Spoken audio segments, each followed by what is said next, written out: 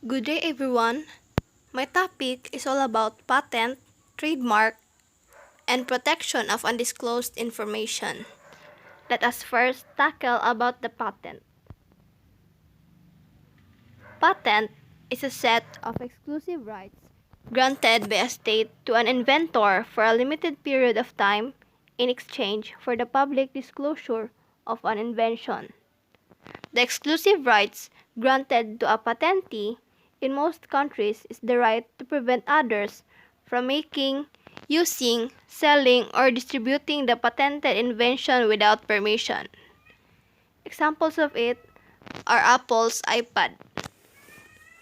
Patent is important as it protects the intellectual property of your invention and also allowing you to keep competitors at bay. It also promotes innovational and help develop new products.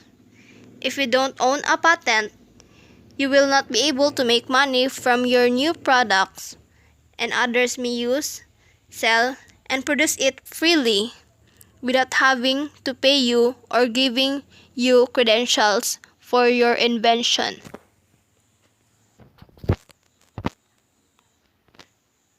Next, we will tackle about the trademark. Trademark is a distinctive sign used by an individual, business organization, or other legal entity to identify the products or services to consumers. The mark comes from a unique source and it is distinguished to two types. It is the product and service. In product, we call it trademark, but in service, we call it service mark. Examples of companies that produce products are the Coca-Cola, Pepsi, and other related business. And also, in the service mark, they are most commonly produce and give services to people like Amazon and Shopee, which is belong to an online shopping.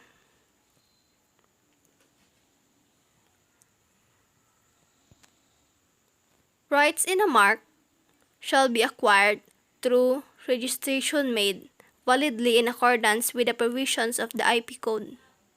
For marks with geographical indications, a notice stating that a given product originates in a given geographical area must be identified. This is relatively new in the Philippine IG regime as marks are identified based on the territory, region, or locality attributed. Examples: Pampanga's Best Delicacies logo.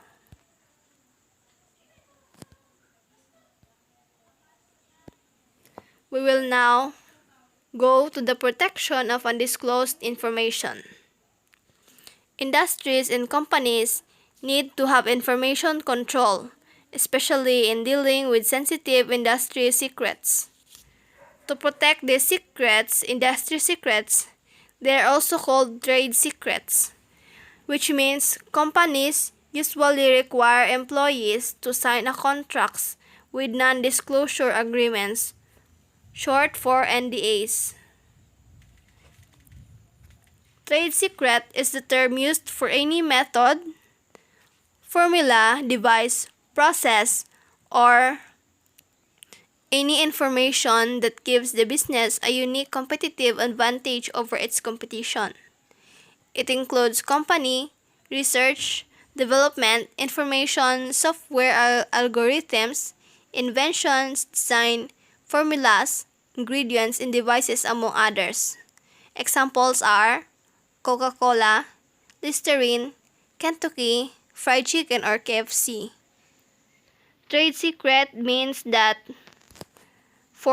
in slang language, it is called secret recipe that helps business organizations to unique their products so as it is easy to distinguish the products from other competitors.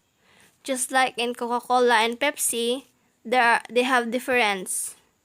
And also in the KFC and the Jollibee and the McDo, which is belong to a fast food chain, there are differences in their cooking styles and in their sauce.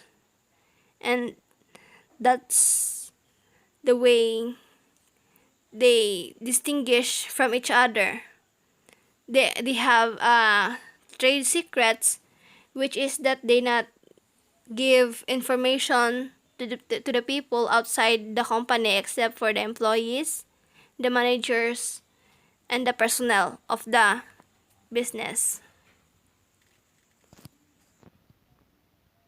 And if these secrets is being known to others by a certain employee kanang gikatag ang information sa lain na ay violation nga mahitabo, and also na ay dili nindot nga mahitabo nga di ganahan sa isa ka employees nga iyang atubang na ay consequence.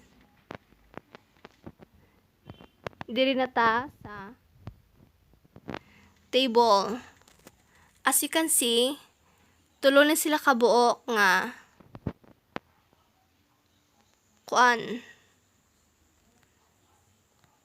na nagpamatuod na naay terms of protection and the penalty of it.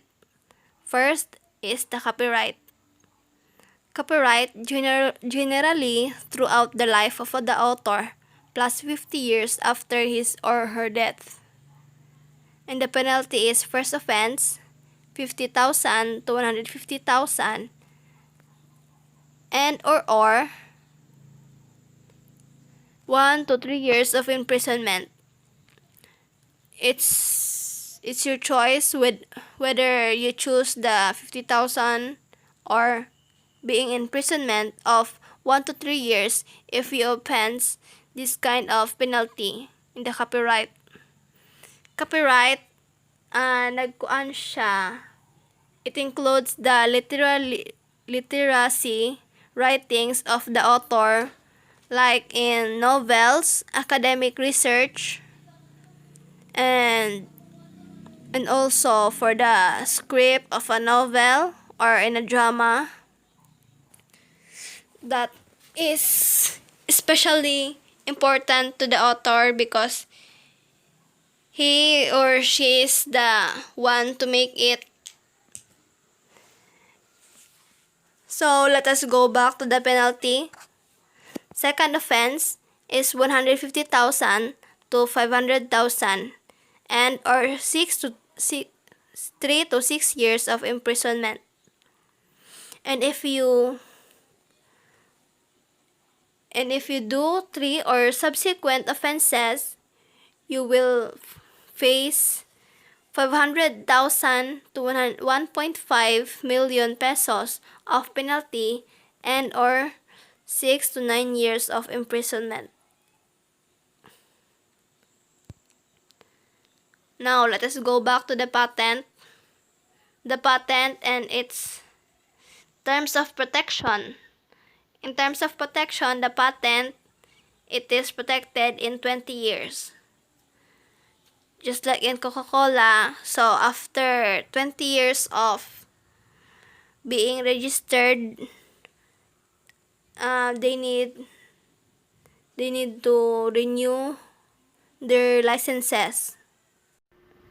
The penalty of the patent is not less than 100,000 to not more than 300,000 and or not less than 6 months to not more than 3 years of imprisonment.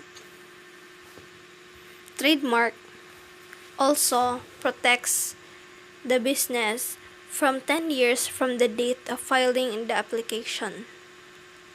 And the penalty of it is that 50,000 to 200,000 and 2 to 5 years of imprisonment.